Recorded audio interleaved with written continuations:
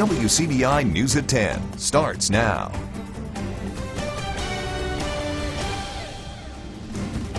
Thanks for joining us tonight. An investigation is launched in Lee County after a body is found. Tupelo police say they recovered the body of a man from a lake near Briar Ridge Road.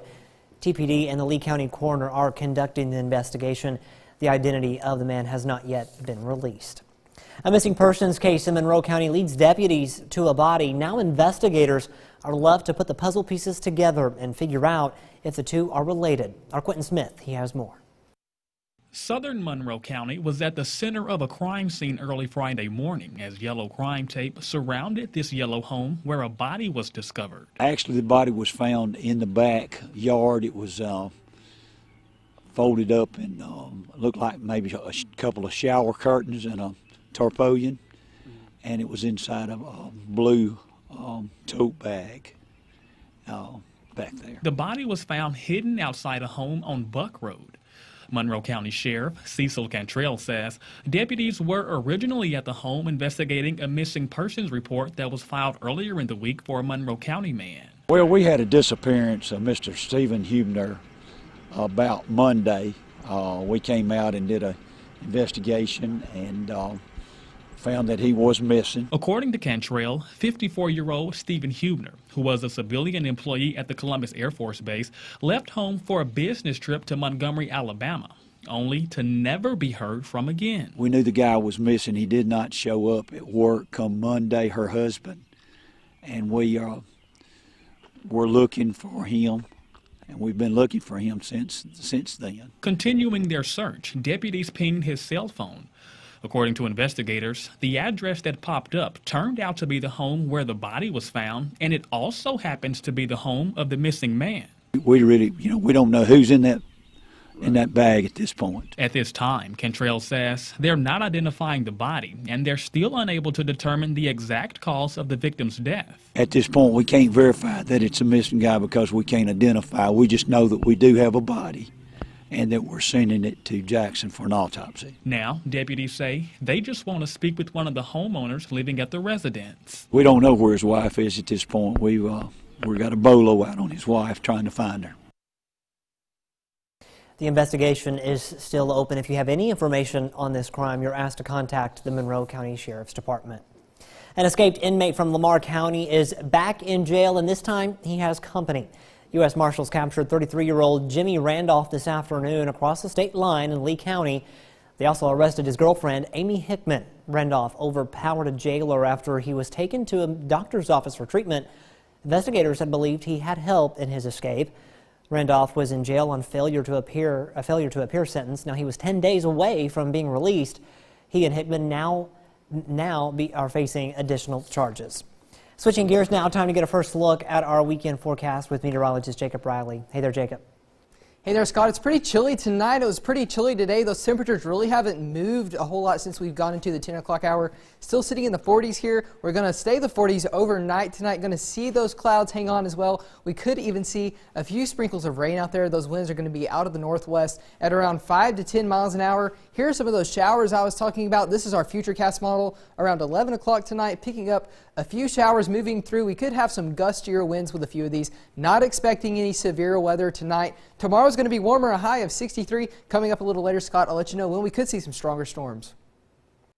Well, former state Supreme Court Justice Bill Waller Jr. is the latest Republican to join the race for the governor's mansion.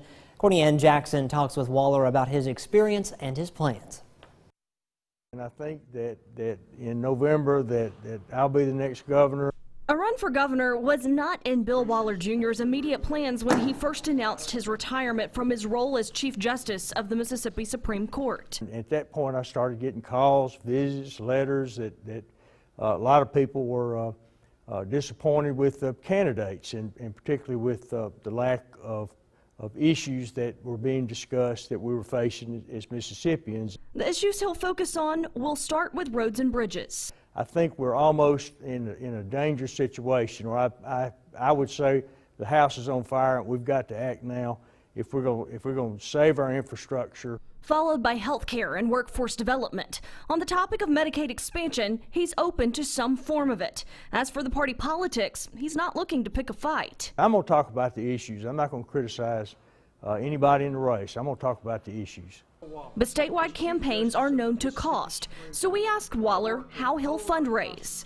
I'm making calls. People are calling me wanting to give money, and I think as the message comes out, I think the money's going to come in. And I'm going to take my message to the people just as I have in my previous campaigns, and I think the message is what's going to win.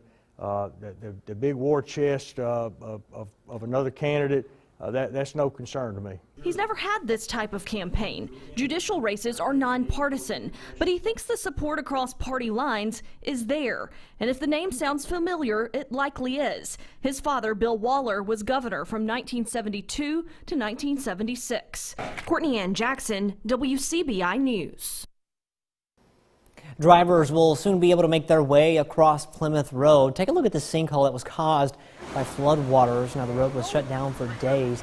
It's still shut down. The city took bids from contractors to get it fixed so the road can once again be accessible. Phillips Contracting will start fixing the road, and the city says the work will hopefully be done by Sunday. Now, the city stresses that this will just be a temporary fix while engineers work on a plan to get that portion of the road fully repaired. SNAP recipients affected by the storm have a chance to regain some of the items they lost. Many people over the past week have lost the majority of their food, either from the tornado or the resulting of power outages. Current recipients need to stop by the Department of Human Services to reapply for their SNAP benefits. They will replace the lost food and help homeowners restock. They just need to go by. The addresses are already in the system, so just reapply. Don't let the deadline pass and not reapply, because if you do, then they're not going to replace that food that you've lost. Now, the deadline to apply is 5 p.m. on Tuesday. Public Works crews are back in full force after a brief slowdown to allow Columbus Light and Water to restore power. Now they're working non-stop to get debris loaded up and moved out. And all of that debris, it has to go somewhere to the landfill to keep everything running smoothly. 3 separate piles have been set up: city and county trash, debris and limbs, and metal. After that, some of the materials will be recycled. Our metals we recycle, we take those out somewhere else, and everything has to go in a different place according to MDQ regulations. So if it's not in the proper place, we could get fined for it. And also to protect the wildlife and everything, we got to make sure we have everything permitted in its footprint so it can dump and degrade into the ground properly. We definitely appreciate all of their hard work. City crews will be working extra hours to get trees and rubble removed as quickly as they can. I feel like we could all use a beach trip. Wouldn't this be nice? Tomorrow will be a little bit warmer. Highs there in the low 60s. We could have a few showers to start the day off. The sunshine will return just a little bit as we get later on into the afternoon. Coming up after the break, I'll let you know when the 40s for highs return to our 7-day forecast. Stick with us. Your WCBI First Alert AccuWeather forecast with meteorologist Jacob Riley. Well, good Friday night. We do have a stormy weekend in store for us this weekend. We could see a few severe storms on Sunday as well. Once all of that finally pushes on out, we will see that sunshine return, but we're going to be dealing with some colder temperatures as well. Out there right now, not too much in terms of rain. We had a few sprinkles popping up there in Montgomery County. I do expect for a few more rain showers to develop as we go on a little later in the night tonight. Futurecast doing a good job picking those up, bringing them across our area through the early overnight hours here. Those will continue to push on off as we go throughout the rest of the night on into the early morning hours of Saturday. By sunrise, expecting dry conditions across the area, maybe a patch of mist or two out there, but we could even see a few peaks of sunshine here later in the afternoon on Saturday before those clouds really begin to build back in. Tomorrow will be warmer. We're going to top out here in the middle to lower 60s, maybe even a few upper 50s across northern portions of our area. It's going to be a lot warmer tomorrow than what we saw today, thankfully. Sunday, that's whenever we're expecting some severe weather to roll into our area. Areas here in the yellow have the greatest risk, whereas the green, you still have a chance of severe weather. It just doesn't look as strong for you up there. We are expecting these storms all day on Sunday, especially between midnight all the way till 5 p.m. Right now, wind looks to be the biggest concern in addition to flash flooding. Grounds are already so saturated that any more rain that we do see is really going to help to add up and could lead to some flash flooding. Here's that warm front lifting through our area on Sunday, going to bring us some rain ahead of the main storm. This storm will push on through around noon, especially through our area. That's whenever we could see the potential for severe weather to increase across our area. By Sunday night, though, it pushes on and out of here, leaving us with clearing skies overnight. But before it does, all of the areas that you see here in yellow, those locations have the greatest chance of seeing some flash flooding throughout the day on Sunday. Areas in the green, you also have a chance to see that. Before the system does move out, I am expecting most of us to see anywhere between 1 to 2 inches of rainfall, and I wouldn't be surprised if some of us got a little bit closer to 3 as well. Once this front does push out, though, we're going to see those colder temperatures begin to work their way on in here. In addition to those colder temperatures, though, we are finally going to see some sunshine return to our area. So really, we just got to get through the next couple of days. Once that rain does move out of here, it's going to get cold, though. Highs in the 40s with overnight lows in the 20s. Well, staying close saves a Columbus family during Saturday's tornado. We take a look at their harrowing experience when we come back. You're watching WCBI News at 10 with Scott Martin.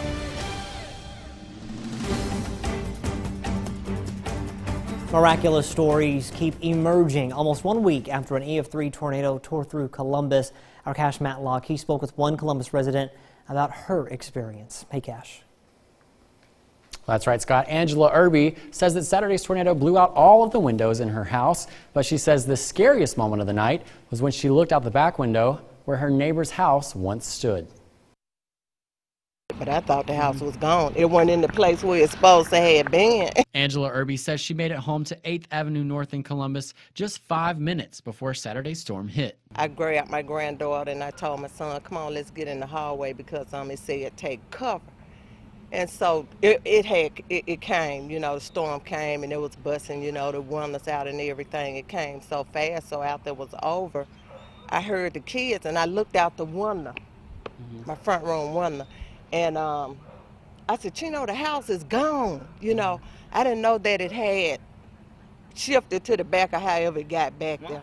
And as it turns out, the tornado moved Angela's neighbor's house in one piece, several feet from its foundation.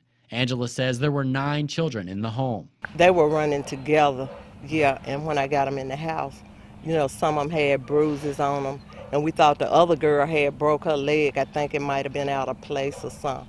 But, you know, they was together. I brought them in the house and put them in the hallway because I didn't know was the tornado coming back or what, you know. Irby says the mother of the children was outside in her vehicle when the storm hit. She was in the car. She couldn't get out.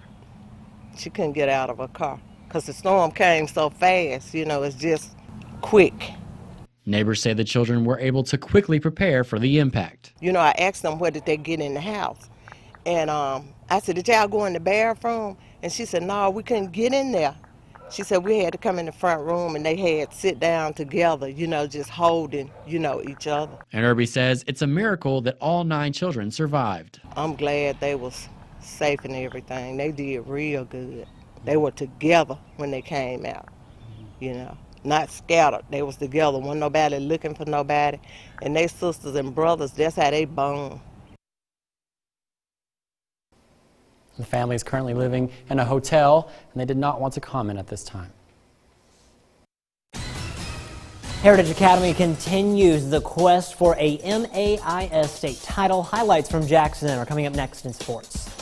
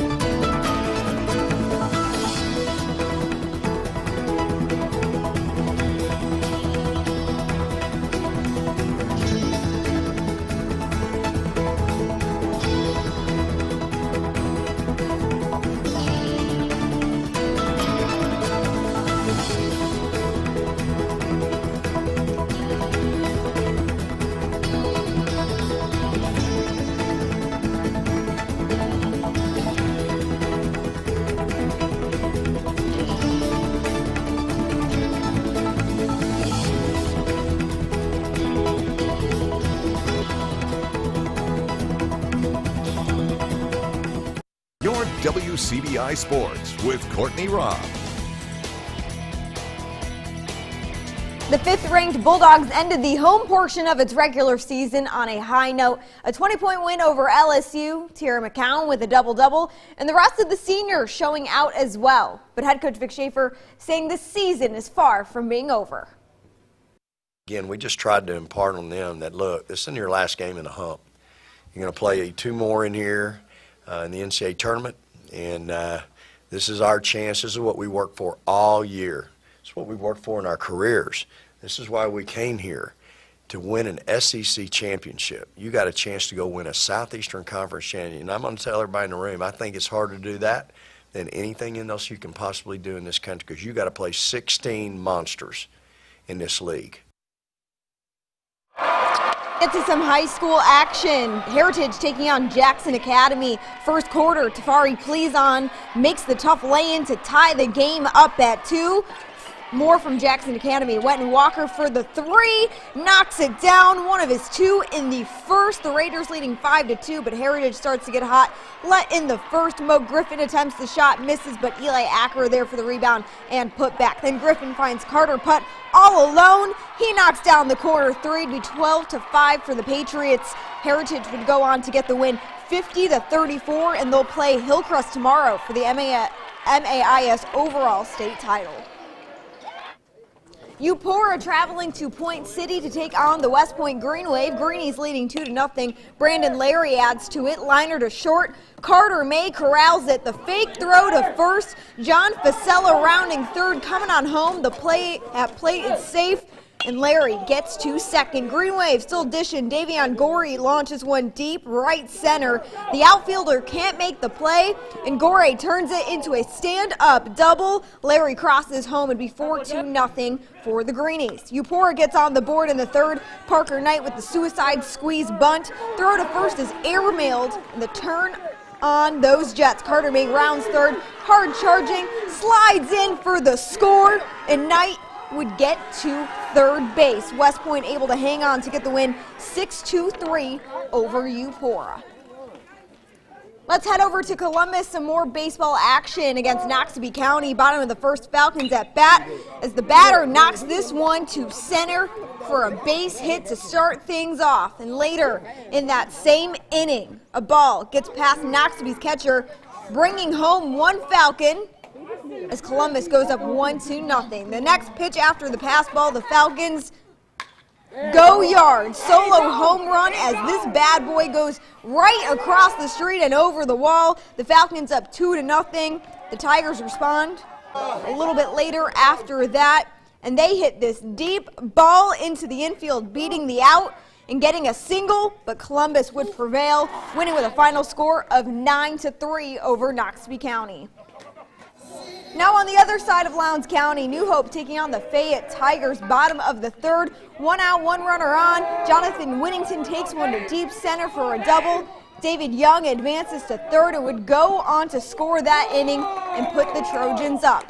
We'll head to the bottom of the fifth. After that, the Trojans leading 2-0. Peyton Springfield pops one over the left fielder's outstretched hands. And ladies and gentlemen, that would be a double for New Hope. And then some more action coming from a little bit later in that inning. This time it's going to be Presley Hall laying down a bunt. It would be enough to bring home Springfield, putting the Trojans up 3-0, and they would go on to get the win 4-0 over Fayette. Starkville guard Terry Tate signs to continue his basketball career at Hines Community College. The senior says Hines felt like the place to be, but at the same time saying Mama knows best. Hines, I think that was the perfect fit. And, you know, like I went over, talked it over with my moms, and so she said we think it also was a perfect fit. A big weekend of college basketball. We'll have those highlights coming up tomorrow on WCBI Sports. Tune in then for those. But that's it for sports. We'll have your last look coming up after the break. Stick with us. Well, we're starting off with the 60s on your 7-day forecast. Rain and storms, a few of which could be severe on Sunday. We'll drop those temperatures back down into the 40s as highs next week. In terms of those storms, though, a few could be severe. We're not expecting an outbreak like we had last weekend. We'll continue to watch that and keep you posted, though. Look at those morning lows, though, Scott, the 20s. It's going to feel like the teens once you factor the winds in there, so the cold is coming back. Unfortunately. You know, like you said, a lot of people still shaking up from this weekend, so rest assured nothing too crazy like not that crazy. Hopefully. Good deal. Sounds good. Thanks, Jacob. Thanks for watching. Have a great weekend, everyone.